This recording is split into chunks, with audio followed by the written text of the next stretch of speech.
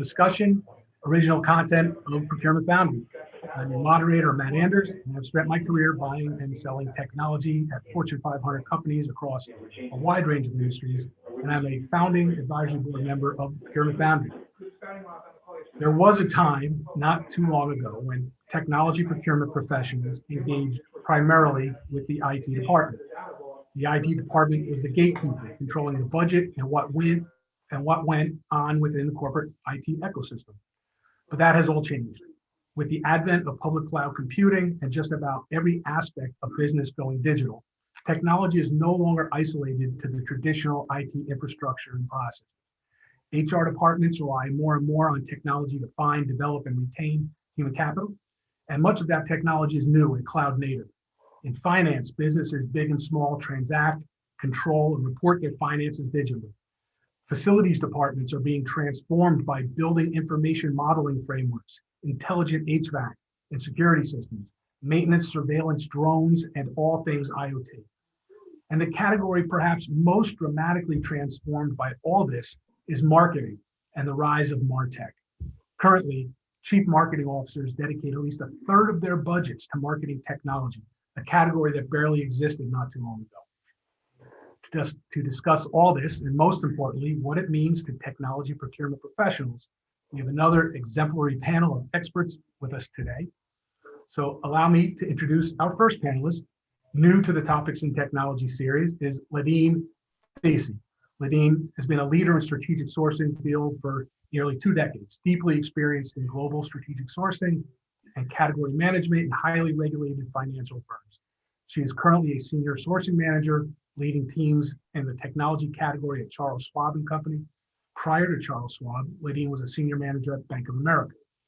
In addition to the financial services industry, Ladine has been a successful sourcing leader in other industries, including travel, insurance, and logistics, always with primary expertise in technologies and digital services sourcing.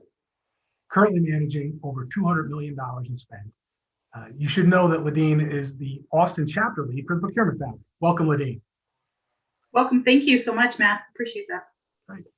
Next up, continuing his residency as a Topics in Tech expert panelist, we are thrilled to welcome back Sanjay. Sanjay currently leads indirect sourcing at Carbon Inc., a 3D printer startup based in Redwood City, California. Over his career, Sanjay has worked or consulted at a host of companies, large and small, public and private, including Hewlett-Packard, Agilent Technologies, Spring Education, and Twitter. He has led global teams and worked in different functions, including finance, sales, customer support, and corporate development, including a couple stints as chief procurement officer. His current favorite quote is by Maya Angelou: "If you don't like something, change it. You can't change it. Change your attitude." Inspiring as always. Thank you, Sanjay. Our next panelist, you may recall from our September discussion, is a fellow Jersey boy who got his start at Lucent Technologies. He then quickly established himself at General Electric, where he has had an impressive string of technology roles across GE's medical systems, plastics, and water divisions, and is currently the IT leader in GE's Power Vendor Management Office, overseeing $100 million in annual spend. Adam is a Six Sigma black belt, living with his wonderful wife and 2 lovely children in Bethesda, Maryland. Adam Malinauskas, welcome back, and thank you for joining our panel today. Hey, thank you guys, appreciate it. And our fourth and final panelist, and a special crossover assist from our friends at the Human Capital Foundry, we have Bob Colvin, Chief Administrative Officer at FLX Distribution.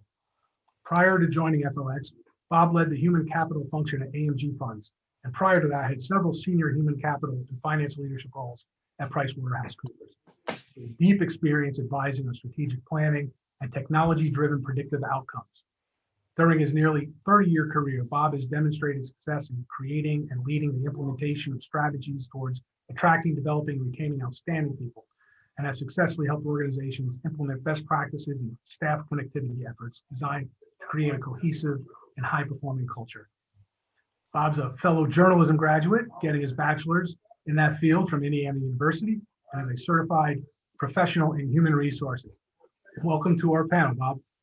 Thanks, Matt. It's great to be here. Before we start, please know that the Q&A function is live, so please post your questions there rather than in chat. We will, as always, do our best to answer whatever we can during the session today.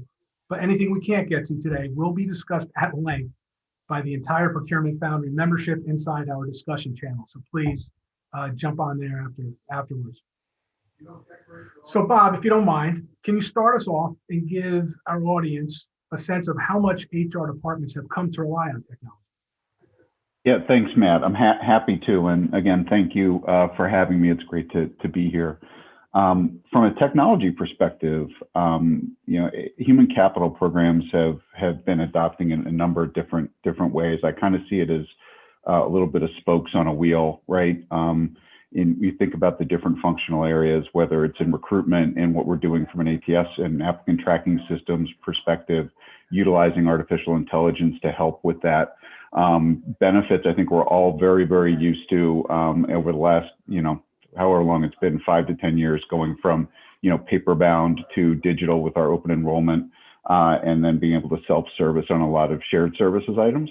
And I think really now this next iteration, where a number of my colleagues in human capital areas would be really well served to be partnering very, very connectedly to their procurement partners, is really in sort of how do we create additional engagement and increased engagement, certainly in a disconnected world that we're working in now. How can we use technology to be a conduit for that?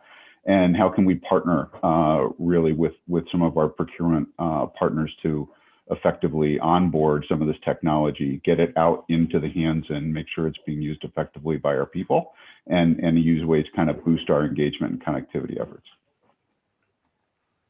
Fantastic. And how much of a technology expert have you had to become? I would never use technology and expert next to my name by any means. What I really think it's more embracing, right? And being able to understand and how to leverage those experts that are around us and reaching out for help, candidly. I think in a lot of human capital world, sort of the function, sometimes it's been reticent to do that. I think traditionally sort of, it's a lot of the human capital engagement has been face-to-face in the office, personal, and so the idea of technology maybe kind of can run a little bit countercurrent to how folks have kind of thought of their roles. So what today's world provides us is an opportunity to think, to rethink what that is, right? And how I can not just remain, but increase my value prop, my relevance, my importance to the culture, and being a culture carrier, and being especially effective in that, but utilizing technology to do it versus feeling like if I'm not personally person to person, right? That it's I can be more effective by utilizing those tools, and we need to partner with folks to do that.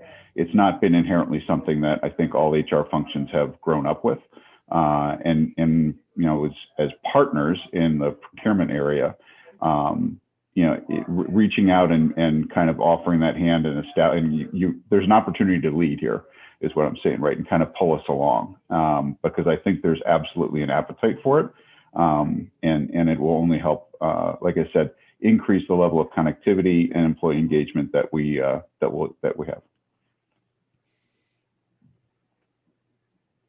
So, when engaging with HR, how do you? What are your recommendations to sourcing professionals to help you through that? In addition to, how we would just traditionally engage with an IT, person in sourcing IT. Yeah, I think it's just, I see from a human capital perspective, the way that I've always thought of my role, and as well as when I was in finance roles, right, is as I'm in a client-facing role, and I've always worked in client-facing organizations. And I see this as very much the same way. It is what can, again, in reaching out, can our procurement partners do to generate these ideas and best practices and bring them to the attention of the human capital folks that you're working with, and really rather than there's a those practices are just, they're not. You've got purview on the procurement side that some of the HR folks, human capital folks have not had or built into their experience all the time. And some of my colleagues are extremely switched on when it comes to this stuff, but some of us, it's new. And I would see it as, hey, this is a client of mine. I'm trying to help increase their value prop, make sure that they're continuing to take advantage of trends and apply them internally. And I would just, pivot a little bit to making it, bringing those ideas and trends to your partners and creating engagement that way. Fantastic. So this is for the whole panel, but maybe I'll hit up Sanjay first. Sanjay, what trends have you seen in HR tech, and in addition to the things we've traditionally worked with, that might be bypassing IT, or might what are you seeing? Good question. So, as technology is becoming more and more part of all the offerings, right? I mean, you mentioned it, everything in benefits is already online. There's recruiting, everything is going online. And I'm going to make this broader because it is, I think it also applies to marketing and facilities, finance. People are used to doing things a certain way, which is basically, hey, I sign up with my supplier, with my provider, and I'm good to go, right? And they don't think of IT. They don't think of the technology portion of it. And when I'm noticing the change and where I'm getting pulled in a lot is when all of a sudden, it's coming to the end, and then somebody says, hey, what about data privacy? What about security of the information?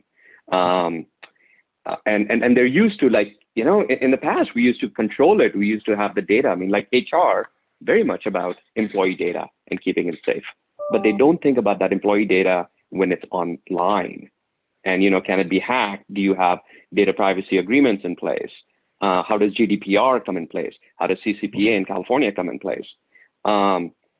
It is amazing about how much they have not thought of that stuff. And I am getting pulled in a lot, and I'm having to make that connection between HR, marketing, facilities, finance, and IT. And say, all right, let's do a security review. And I'm the guy who's in the middle playing that program management role, right? Traditional procurement, absolutely. Get involved with them, get the right, contract in place and all that. But the other start of it obviously has always been marketing, facilities, finance. They think they know everything. They don't need to come to procurement. So they've already got their favorite supplier. They've already got all that stuff done. And what I'm finding is, from a procurement perspective, it's a great way for me to add value. It's new value. They're finding that they need to come to me. Procurement is actually all of a sudden like becoming a partner because this is new to them. I mean, I've had this conversation just recently, VP of finance. Oh, I've been doing this for years, but I need you now. VP of facilities, I need you now. So I'm noticing that big change. Yeah. And I can add to that, Matt, what Sanjay was saying, and also to build off of what Bob was saying with engagement, right? I think it's really important as a sourcing professional to ensure that IT has a seat at the table as well as the business, and you help pull that together. So that relationship that we just talked about is exactly that, right? We become that, kind of consultative arm to pull those teams together. From a trend standpoint, I think we definitely have to become more agile, literally from an agile process standpoint, right? Because our IT teams are using agile methodologies. Sourcing has to be able to engage and be able to react and present things in a much more agile manner. That is really huge for us right now. Great point. Thanks. So we face this all the time in engaging with IT, to Sanjay's earlier point around our stakeholders are the experts, and they often don't feel that they need help. How do you get engaged early enough in the process to help influence the vendor selection process and development of the selection criteria and those things? I can take it there. You know, there's been a lot of different things, you know, over the years of hey, how do you get there? How do you have people just know you, right? How do you get different vendors on the table? And I think, you know, some of it is that credibility and that, you know, bringing some value in the past, of course, right? A lot of the surprises that I've said have come up when it's like, hey, we think we're locked in on this vendor. You know, we think we've got terms, we've got pricing, we've got all this sort of stuff. And you ask the simple question of like, hey, just what else do they sell? Like, what else could we use from, right? Because, you know, maybe we can just get that tossed in while we're in this bigger negotiation and all that. Or, hey, maybe there's an alternate vendor who's got this plus other stuff or something already in our house, right? Who we can sign an agreement with a lot faster. Right. So I think there's a couple of different angles on, you know, hey, you know, we've got greater purview. In my case, you know, I'm looking across, you know, kind of all the IT span, and when we're seeing something that somebody's asking for a purchase order that is in any way related to IT and hasn't, you know, kind of seen some of the processes, you know, it'll get flagged, but, you know, hopefully we don't get to that point, right? But we'll see, you know, where there might be something to add, and then also, you know, hey, what may be available in terms of the context that I have within the IT team to say, hey, it's kind of on the border between these two people. You know, can both of you look at it and kind of reach out and please do it quickly, you know, to kind of keep the ball moving, but see how maybe there's an optimization angle going on there. Great stuff. Hey Bob, as the end user, as the stakeholder in this, you know, what tips can you give us to help us get engaged early? Because I think we all agree that's critical to. I appreciate that, and I'm glad you use that word engaged and engaged early. To me, it's a 360 type of thing. It's the relationship. It's not sort of thinking about things in the fourth quarter. Hey, we're budgeting. What are we going to do next year? It's really, you know, building in a partnership, right, and understanding, you know, what is it that from a human capital perspective you're seeing coming on board, and we're bringing stuff, right? Hey, I'm not sure what your thoughts are, but I'm engaging with my peers, right? And we're seeing X, Y, and Z. Is that something you think would be valuable, right? It becomes very much a two-way street. Like I said earlier, you know, the traditional way in human capital in the kind of employee development side of things has not always been a technology kind of front-facing area. So what can, you know, kind of introducing those things, ideas, opportunities, solutions. But to me, it's all about the relationship and making it something that is year-round, engaging regularly. I think that that has always been the best way, and that's sort of how I try and operate with the folks I'm supporting, and I need to engage with, and I think it's always just a really good and healthy practice. And if I can add to that, Matt, it is about the relationship. It's about the value add, right? So I've done it from both sides. I've been in procurement many years, but I've also been a customer of procurement when I was running support or running corporate development and stuff. And the reality is, and people keep, you know, I've had this conversation so many times in the last, I'd say 6 months. People think of procurement as, can you get me the best price? And here's the other thing. Everyone thinks they're a great negotiator. I mean, I have not met a single person who says, you know, I suck at, well, actually I have. I met a couple of people who say I suck at negotiating, or, you know, you can get a price. But almost everybody else, you know, I go buy my car, I bought a house, I buy veggies at the farmer's market. I can get a better deal. And 90% of the time when people come to me, I've already got the best price, you know, and don't mess it up for me. And what I'm finding is that it is what value do you bring, right? So it's like, all right, fine. And I actually have a slide now where I introduce myself and I say, procurement needs to be more than price and payment terms, because that's what you think of procurement as. We got to be more than price and payment terms. So where do we add value? And then it goes to Bob's point, it's that relationship. It is showing that value over and over again. And then slowly, as you build it, people bring you in earlier. So I'll just use an example with HR. About 6 months ago, they weren't bringing procurement in. I mean, I started at this company 6 months ago.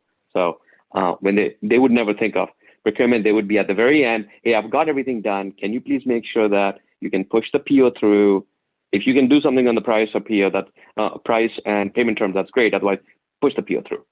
I mean, that's what we need procurement for. And I just started saying, nope, it's got to be more. And I started adding about data privacy. I started looking at different things and going, what about that? Very quickly, I actually got invited to our chief procurement officer staff meeting, because they were like, we need you to come in and we need to talk you to have a slide. So I've created a slide, and I went to the CPO staff meeting and said, here's what procurement is, here's what I can do. And I said, look, if you guys just want someone to negotiate that final price and payment terms and push over the PO, fire me. I am not the right person in this company.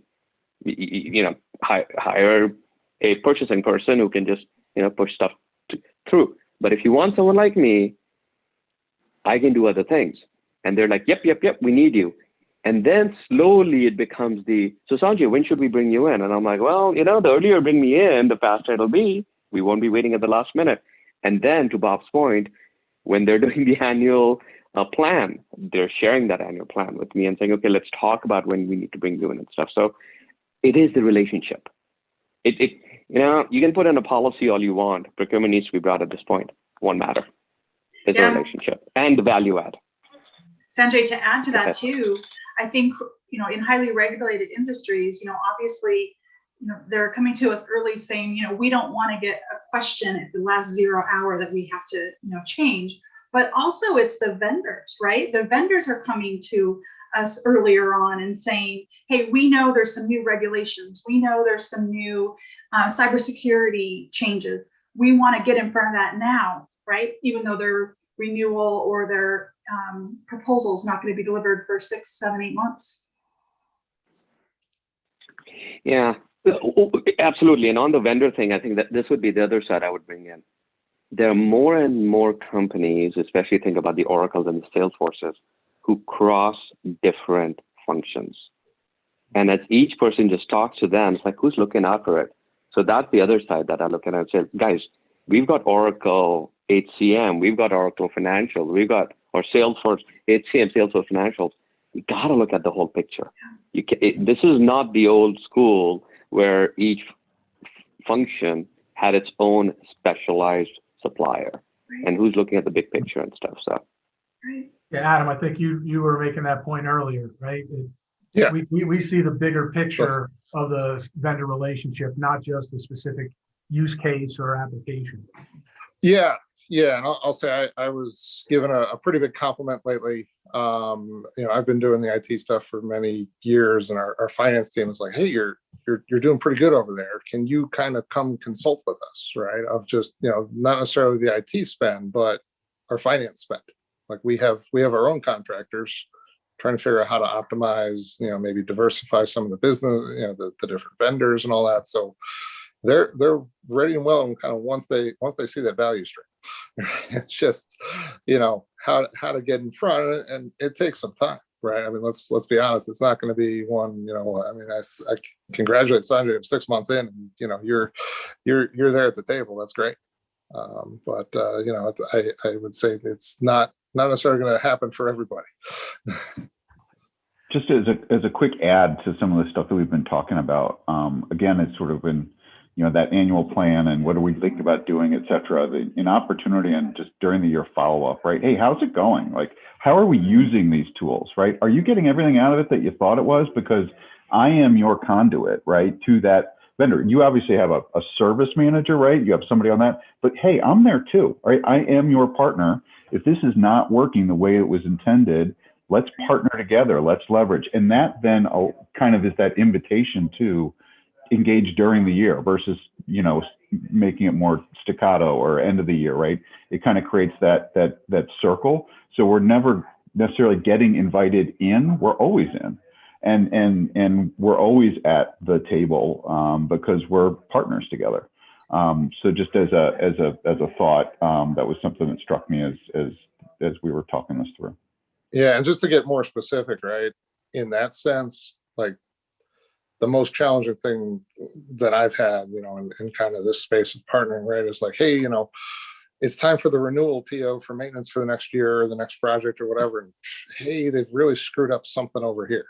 That's like, has been going on for months. It's like, oh, geez, just, tell me earlier, and, let's act when we can, and we have some leverage, and, we can work through and ask for some stuff, right? Instead of trying to make it this giant, like, decision at the end of like, hey, are we going to renew for the next year or not? And, and often, the other part of it is there that alternative, right? If it is going that bad, have we thought about, what could we go to?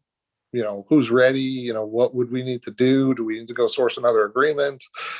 All that sort of stuff, and exit kind of cleanly, right? So I think it's not just the immediate, this is what needs to be done, in a panic, but kind of plan it out and get that vibe, throughout the year and time.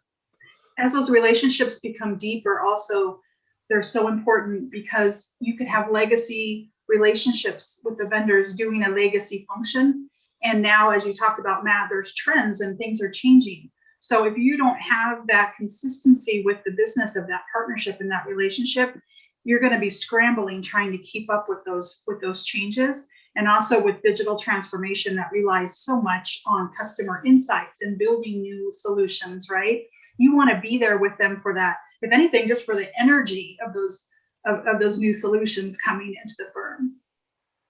Yeah, we've got a question coming in that ties in right to this. So thank you, William, on the Q&A segment. He's asking about vendor relationship management and how it relates to renewals. And I think it kicks back to Bob, your point, in that as IT sourcing people, we're very familiar with performance metrics for IT vendors. But understanding how you measure success and how you measure performance and see how they're doing isn't something that we're going to have a whole lot of experience with, and we're going to rely on our stakeholders for that.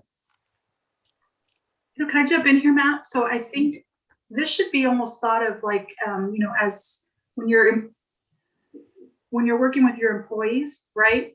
Any performance actions should not be a surprise to them. If you have the ongoing relationship with your vendor, you're managing things over time, and it's not like, oh, it's renewal time, and by the way, for the last 6 months, you've been messing up, right? There shouldn't be any surprises there. Wanted to add that to that.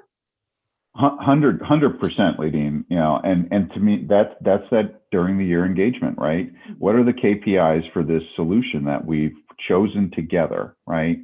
That we as partners, we've reviewed options, we've taken some kind of feedback temperature check from what's going to be most meaningful to our employees, what's going to provide the business the best ability to make decisions better, quicker, more scalable, all of those things, right? And then we're going to check in during the year and say, are we meeting those? And where we're not, we're going to let the partner know how that's going and what we might be contributing potentially to why those aren't happening and what they might need to do on their end. But we're partnering together on that, right? And so then we're at the hip, and then there's, to your point, it increases communication, increases engagement. The vendor feels more like a partner. We feel like more like partners, and we're all mutually vested in the success of whatever the application is. Right, and it goes back to something that we talk about often, is the need for procurement to be proactive and not just reactive. If we're waiting for somebody to bring a project to us, we're not going to add nearly as much value as if we're reaching out and keeping that cadence of communication throughout the year. Yeah, and where that relationship kind of comes together is, there are sometimes where the business will say, but the vendor said they can do this or that, right? So as the sourcing professional, I think it's my job to make sure I hear those things, get them into the contract so that if something happens down the road, we have some teeth. Hey, Matt, if I can, as we all know, I mean, supplier relationship management, vendor management is a topic unto itself. We could spend hours talking about it. I presented on it. We actually spent a ton of money at a different company, brought in a big consulting company, put in a full SRM program. And about, I'd say a year later, it was gone by the wayside for the most part. We spent a decent amount of money. And my big learning out of that one was, and then, we'll move on from this one, is be very clear what you want to manage and who you want to manage. Putting in that I need to manage the top 10 or top 20 or top 50 with the largest spend, you ain't gonna do SRM with Oracle. You can try all you want, it ain't happening. Salesforce, all those big guys. You have a lot of spend with them. What does SRM truly mean? Especially if you're a small guy. When I was with Hewlett Packard, man, we had a lot of spend. Having a relationship with an Oracle kind of made sense. Small company, doesn't matter. So you've got to figure out what are you doing, what's the value, and then you also need to see where does procurement fit in, because essentially most functions already have a relationship. It's an ongoing relationship. I'd look at my HR partners. They've got a great relationship with the benefits providers. They meet with them ongoing. There's a relationship there. If I, from sourcing, from procurement, say, I need to be part of that and I'm going to pull together QBRs, I kind of get laughed out of there. They're like, we talk to them every day. So what's the value you can bring in? What does SRM mean? You got to get that clarity. Bring up a great point that we harken back to often in these panel discussions around, it's not just about how much money you spend with a supplier, and it's not just about total cost of ownership, it's the total benefit of ownership. And a tool for an HR department that might not, or a finance department that might not cost a lot of money could have huge impact to the business if it doesn't go well. So it's not always about that, right? I think you'd agree with that, Bob. I see you nodding your head. It is one of those things, right, where the impact on some of the things that are the smallest or way down the list on the cost and or the soft cost to implement, right?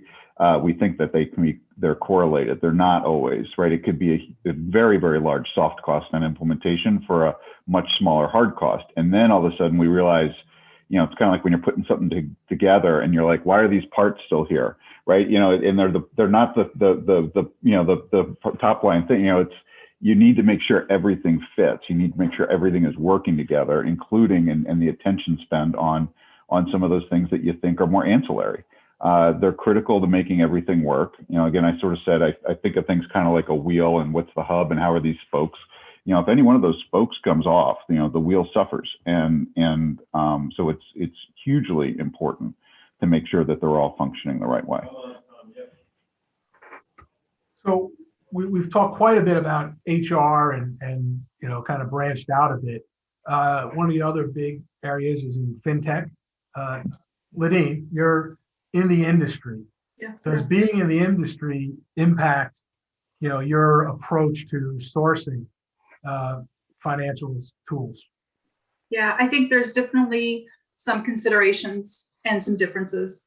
When you're talking about, it's mostly around the regulatory compliance pieces that need to be met, and the increase in some of the IT requirements that we're seeing around cybersecurity. I think I mentioned that earlier, but really, sourcing is sourcing, right? Like you definitely, in the different industries I've been in, the methodology, the techniques, your style, it definitely carries over.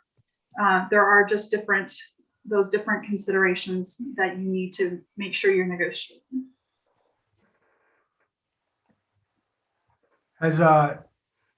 That's another area, that a group of people that are very insular in how they operate, right? Finance, because they're so heavily regulated, in what they do. Has anybody had challenges in engaging with them and getting involved in fintech related stuff? Yeah. I think that when we talk about that relationship and engagement, I think it can be a little bit tougher in the fintech world because the sourcing process could take a little longer, right? In other industries I've been in, contracts were much simpler. The process and the time it took to deliver the contract was a much shorter time period. So in the fintech world, you have technical governance processes. The solutions have to be approved, and I'll give you an example. when you're working with digital innovation, for example, you're looking at smaller vendors that can deliver the latest and greatest product innovation service. Those digital innovation teams come to sourcing to say, I need to test this trial and I only have 2 weeks to do it, right? Well, you still have to comply with all of the regulations and all of the technical governance criteria, even though it's a super fast turnaround. So sourcing world has to then kind of become, super flexible and be able to, as these things change, be able to adopt a process to meet those criteria so that we could deliver that value to those digital team members or even IT that has to respond very quickly in doing those technical reviews. Matt, if I could, it's interesting. I'm fine, I've done this long enough where finance used to be very hard for me to deal with, or we know what we're doing, it's heavily regulated, it's all by the book, we don't need you. And by the way, we've done this enough times, we know what the price is, blah, blah, blah, so what sourcing got to do. The technology side actually is the reason now they're coming to me. And then it goes back to what I was saying about the IT security, around data privacy, all that. And I'm getting more and more involved with finance because that is something that they're not comfortable with. They've never dealt with, which, and again, marketing would be another big one, where they're now coming and saying, help us, because it's not just themselves. Where before, I need an auditor. Been doing it for years. It's very well regulated. I know how to do it. But now all of a sudden, it's they're auditing the electronic data, and they need to get access to the electronic data. And then we've got data privacy issues, and we've got other issues, and then of course, to me, that is just an opening, right? As long as we're talking about that, can we talk about A, B, C, D? Can we talk about renewals? Can we talk about what other value, Bob was talking about, what other value can they bring? Because each of these companies can do multiple things, right? What other values can they bring? Can we look at the bigger picture, as Adam was saying? So those are things that when you start doing it, that's how you become the trusted advisor. And then, it keeps growing. Yeah, each of these categories have their unique culture, right? When you talk to an HR person, talk to a finance person, you talk to a marketing person, you quickly start seeing that they just, there's a cultural aspect to that role. And then there's some things that are structural to those roles. So when you're dealing with finance, you need to know, quarter end and year end, you're not going to get their attention, right? And there's things that the vendors need to factor in when they do that as well. So really embracing the culture of those departments, I think, is critical as well. And Matt, to add, Matt, go ahead, Lidine. I was just going to say to add on to that engagement conversation that we had just very quickly, finance needs to be one of those spokes, as Bob mentions, early on. Sanjay? Yeah, what I was going to say is, and I think this becomes that culture and how to talk the language becomes important. And I think that's where a lot of sourcing professionals struggle with. I do IT, I know how to talk to IT. Adam said, he's being pulled into finance. It's a different language. And you got to learn that language. You got to speak their language. You got to understand it. You go to HR, you got to speak that and stuff. And I think that's where the generalist versus a specialist. And again, there's no right or wrong answer. You just need to figure out what it is your role is and how you need to do it. So that's a great point. And when you're organizing, you guys are all leaders or have been leaders of teams, and this is something HR would probably chime in on as well, is does this change the way we organize our procurement function, in that, there's this traditional debate about alignment with the business, alignment with a category. What about, and then there's alignment with a function, right? Are we changing the way we think about how we aim our team and align our resources? And how matrix do we want to get, right? And how many lines do we want that are dotted versus solid versus ultimately, who am I reporting to? And then who are my peers? How am I engaging? What are my opportunities? It becomes really challenging, right? And sometimes I think we do ourselves a disservice by making it more challenging than it needs to be. And I'm certainly, if I had a preference, right, it would be probably that, I think each functional area, there's benefit to folks having peers, right, and that are in that area with direct exposure to and some input from, obviously the business. But I think, ultimately it's, I think as a function, whatever that function would be, marketing, could be finance, could be procurement, could be human capital, whatever it is, we all could get dedicated to just a business line, and then we lose the ability for connectivity and scalability across the broader organization. So I just think it's sometimes somebody needs to raise their hand and say, are we making this more complicated than it needs to be? Ultimately, what's the best thing for our people? What's the best thing for the business? What's going to drive better, more scalable decisions? Thanks, Bob. Great input. Great things to factor in. And I would just add there, right? There's even beyond the culture, right? There's a different level of appetite for IT tools and automation and all that sort of stuff that we can bring forward. And we may look for different solutions in. I mean, like right now, our finance team deployed some bots. They're getting aided during quarter close at key times when they just don't have time. So they're like, where else can I do automation? And I was like, hey, that's great. Let's ride that, and run with it. Conversation with HR, marketing, maybe not as much right now. Maybe that'll change over time. But I think some of the team staffing, right? If I've got somebody who's done more of the UiPath and automation tools and maybe has some experience in a finance function, hey, I'm going to direct them more to, kind of carrying and feeding for that organization if I can. Yeah. So we have a question. Matt, Yep. Sorry, one last thing. So going to that organization structure, I definitely am seeing that is a more of a challenge, something we got to look at. I'm a big believer in relationships. And so having dedicated procurement people assigned to each function makes a big difference to me because, they know who to contact. So each function, the HR team knows who to contact, finance knows who to contact, just having dedicated. But as this technology stuff comes in, you've got different people who know it better. So we in sourcing, if you got a team, need to work with that. And that's, due to matrix, whatever you want to call it, but it does mean that making sure that my marketing sourcing person is talking to the experts, to the IT sourcing person and all that, and getting their knowledge. So it is causing a little bit more, but to me, that's inside the family, that's inside sourcing. We got to take care of it from a functional viewpoint. Let's give them the best service we can. Yeah. Sanjay just touched on a really good point. I think one of the changes over probably the last maybe 5 years, if not a little bit longer, is that the sourcing teams, even across multi-silos, need to have the relationship with each other so that they can work each other. Adobe may stretch across marketing, IT, so it's really important to have that internal team relationship. So as a team leader, we help build that and help foster that. Yeah, we have a question here on the Q&A that's talking, about this, asking about the topic of centralized versus decentralized procurement. And as IT sourcing professionals, I think we're faced with that more so historically than other areas, in that IT departments very often take on their own procurement and pull it out of the centralized procurement function. And that dynamic of going back and forth, I think, is one all of us have experienced or lived with it at some point.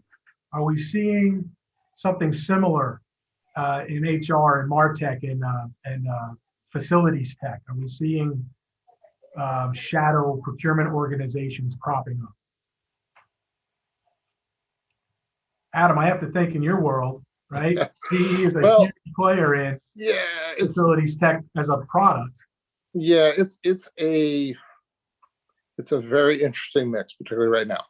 There is because I'm with the gas power business, which is receives some of our sourcing from our corporate organization, right? So we've got kind of that layer where certain extra large agreements are going to be handled by the corporate team, and then we will handle others. We've learned a lot. I'm technically badged to IT, and I am the vendor manager. I have sourcing badged folks that are, that are working with me, and frankly, we have, different steps where it's just a matter of like, who wants to be the good guy and the bad guy on the call with better, right? We'll interchange, several times during the day, depending on what we're doing, what has to happen.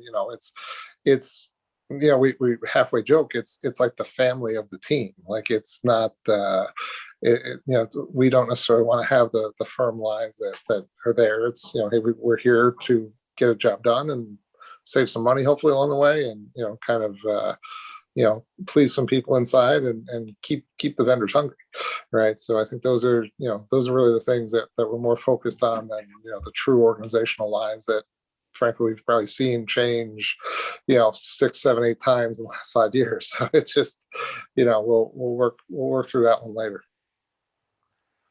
Well, and that brings up, again, organizational issues and roles issues, right? It's wonderful when you have a relationship with your stakeholders like that, where you can be agile, you can deal with the ambiguity of your role in a different situation. On the other hand, organizations, a lot of people really need to have real clarity in their roles and who does what. Yeah. Now, I think vendor management, the department of vendor management, has changed so much. 20 years ago, there wasn't a formal, or maybe it was procurement, right, to do the purchasing and the POs. There wasn't a formal vendor management or strategic sourcing department. So the first 10, 15 years of my career, I was those shadow IT, I've always been in IT, but I was that shadow vendor management person out in the field. I've worked for orgs that have been pulled me into more corporate functions, but I think there's definitely a purpose and a distinction between those roles. Yeah, I come back to the fact that, look, we're in client service roles, right? And we define how we define the client, and wanting to make sure that we're providing value. I've heard that come up a number of times today. Being creative in our solutions, right? Being proactive versus reactive. Whatever the structure is in our organization that allows for that, but then allows the entire organization to take advantage and benefit from the broad functionality. I think that's kind of the magic elixir that we're all looking for, and it could be whether it's in finance or procurement or whatever it is, right? That's the balance, right? Great point. Yeah, and we have to keep in mind that in our audience, best audience on all of LinkedIn, our audience spans a wide spectrum of companies and environments. Some are really giant corporations and some are really small. So that specialization is a function of scale. But so however you do it, the important thing is that however you align, that you have that alignment, that you have stakeholder alignment, you have vendor alignment, you have category alignment. And however you do that, as long as you do it, you'll have a chance at success. Let's dive in on a particular topic. I think it's going to be a hard one. MarTech. So MarTech didn't exist all that long ago. It certainly wasn't called that. Now it's a $125 billion global industry, growing, pick a number, 20% annually plus, depending on how you define it. But the big challenge for procurement people is that if you were to do a taxonomy of the MarTech market, right, which is the sort of thing we have to pay attention to, there are over 7,000 MarTech tools in the marketplace today, which is more than double what there were just 3 years ago. How is it possible, whether it's MarTech or any of these other focused technology areas, to stay on top of that market? Can you stay on top of that market? And what's our role in doing that? I'm gonna jump to Sanjay, because I know you're. I saw the hamster wheel turning in your head when I was asking the question. Yeah, the hamsters are turning very slowly. The reality is, it's going to be impossible to stay on top of it, right? I mean, this is, and it becomes incumbent upon us to understand what parts of that landscape do we need to understand. This goes back to kind of Bob's point, which is get with the functional leaders, find out what their annual plan is, find out what technology they're going to need, and then go research that and stay on top of it. That entire landscape is just way too big. And so you gotta get focused. And that's my view on this one. Things are changing so fast overall. And the reality is we just don't have the bandwidth. I mean, I could throw a bunch of people and make them all experts, and that 2 years later, that whole marketplace has changed. So it is changing, it is evolving. Figure out where you need to be. I mean, I think it's hard across the board, right? MarTech or anything else, right? To stay on top of it all and particularly get the sourcing angle where, like, I think any of us, any vendor would be willing to spend half an hour with us or more. Right? And they will pitch their perspective and, hey, this is how it was done, and hey, we will absolutely give you everything you need. Just shameless plug, right? But we've got this great procurement foundry where we've got sourcing professionals and procurement and vendor management professionals that have been through some of those paths and can maybe give you a shortcut on hey, what's out there, what worked for them, what didn't work for them, where is there a great contact even, and maybe even deeper kind of where do we implement the project and hear from the source. So I think that's when I just put a question out there yesterday, got a response in 10 minutes, and still digging in more, looking for more advice, but it's coming. Yeah, I mean, shameless plug, right? If we're not able to stay on top of the market, of the technology market and all the different vendors and suppliers and what niche they fill, how can our stakeholders who are busy, do it, right? I mean, it just seems that that's a core capability that we have, core competency in procurement, is to look at a market and evaluate it and help cull what needs to be culled from it. Yeah, I definitely find that I can get the answer quicker coming through our tribe here at the Foundry than a call to Gartner, for example, because Gartner's just going to try to reach out, to the industry and so I definitely I'll hear a new term. I think most recent one was all of a sudden the proposals are coming in as cloud hybrid. Okay, well, what does that mean? And does that mean something's not working and we're changing it, or what's going on? So just being able to respond very quickly. You can't just go to an annual conference or a biannual conference anymore, even short of COVID. But, years ago you could just go to a tech conference once a year and you'd be up to date and you'd be good to go. Things are changing on a daily basis now. You need to be tuned in to your peers. Yeah. One other thing I will add is it is important to have those links, have those relationships, have those places like Procurement Foundry, because when the need comes up, you need to get on top of it. You gotta figure out what the right answer is really fast and get it done, because incumbency is so important. Once a supplier gets in and puts in their technology, man, a year later, 2 years later, if you want to change, it gets so difficult. And that's why they want it. They want that technology. They want those hooks. They want those integrations built, because kicking them out is not going to be easy. So you got to get on top of it. Is this highlight? We're coming up the last few minutes here, but one of the big things is we have a lot of people in our audience who are young in their careers, who are thinking of still moving forward in their careers, not old dogs like me. Bob, what are your thoughts on advising people around specializing, right?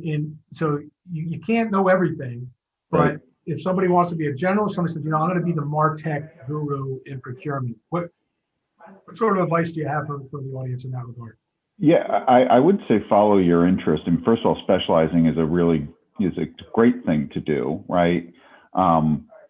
But you want to make sure that you're keeping yourself tethered functionally, right? So I want to be a part of the marketing team, right, as I'm the MarTech guru to go to, but I want to keep myself tethered to my fellow procurement and sourcing team as well, right? I want to make sure that I'm active in both. And we see that in human capital areas, right? You've got people that focus in recruitment, engagement, benefits, pay, it all down there, learning and development. But at the same time, we need to continually re-engage with each other as broad human capital folks, right? Because we're all part of a functional team.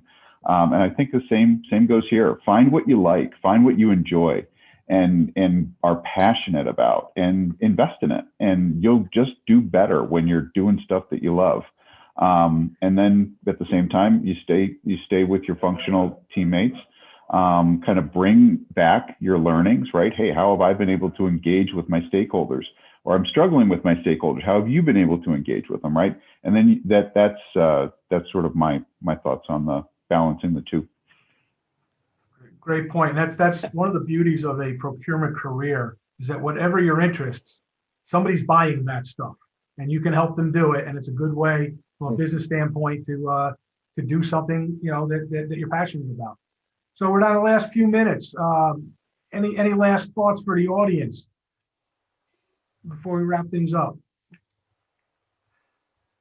Ladine, as the newest member, jump on. Sure. I mean, I'll just speak to kind of what gets me up and going to work every morning. And that's really that engagement we talked about, kind of tapping into, as Bob was saying, tapping into what you're passionate about, tapping into what you're interested in. And the more you connect, the more successful, and I think ultimately the more fun you'll have every day. I'll leave it with that.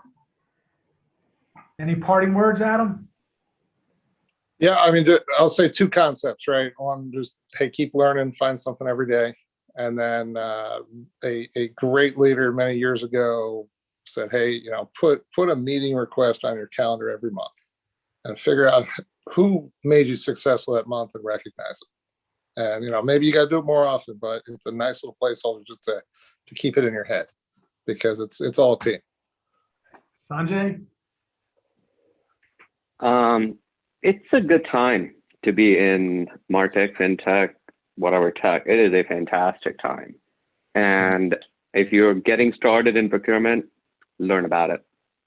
Get into technology, learn it. This thing is going to keep growing. It's going to keep exploding. The value of procurement and sourcing will continue to grow. That's my view. You got to learn. Reach out.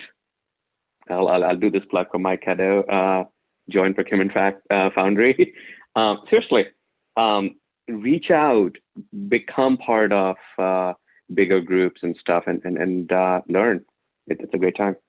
Thanks. And Bob, special thank you to you. Anytime we can have a special guest from outside of our world, a stakeholder with shared